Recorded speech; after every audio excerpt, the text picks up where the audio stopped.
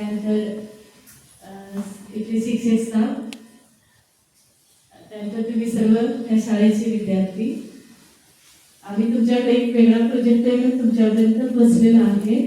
तुमच्यासमोर बोर्ड पण दिसतो की 10 करोड नशामुक्ती अभियान.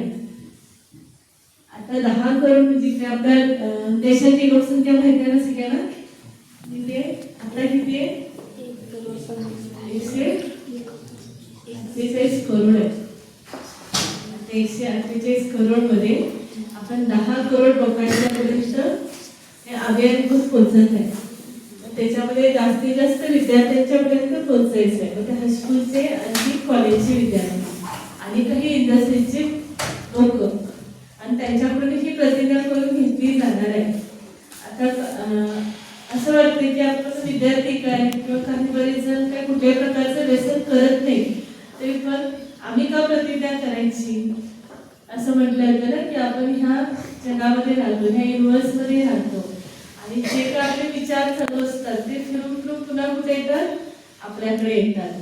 आणि जेव्हा आपण ही प्रतिज्ञा करणार आहे तेव्हा तिची जी पॉवर आहे, त्याची जी ऊर्जा आहे ती फिरून पुन्हा येणार आहे, माझ्याकडे येणार आहे.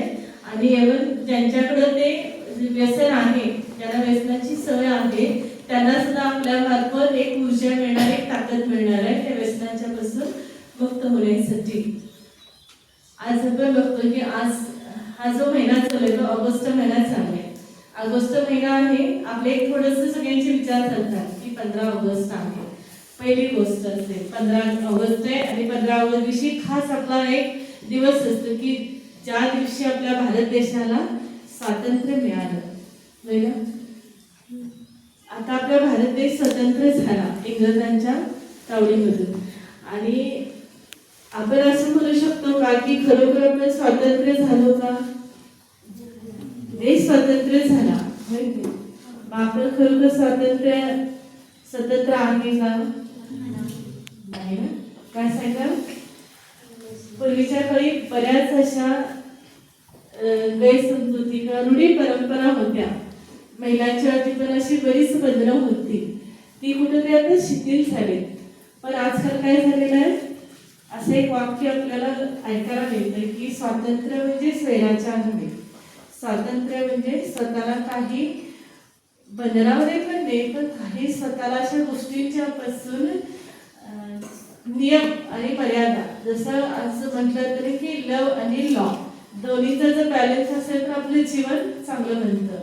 व्यक्तीच्या जीवनामध्ये प्रेम पण पाहिजे, पण त्याच्याबरोबर काय पाहिजे, आपला लॉ पण पाहिजे, तर आपलं जीवन सुखमय आणि समृद्ध होतं. आज आम्ही तुमच्यापर्यंत हे अभियान घेऊन पोचलेलो आहोत. जसं म्हटलं जातं की एखाद्याकडे खूप करोडीची गाडी आहे, 4 व्हीलर आहे, आणि ती समजा डिझेलवरती चालणारी आहे, आणि त्या डिझेलवरती चालणाऱ्या गाडीमध्ये समजा आपण पेट्रोल घातलं तर काय होईल? इंजिन खराब होईल आणि गाडी पण खराब होऊन जाईल, कारण त्याला ते आवश्यक नाहीये.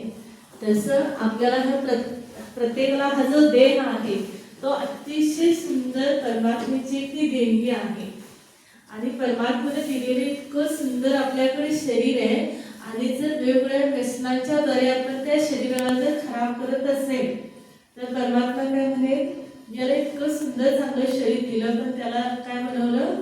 कचऱ्याचा डबा बनवला.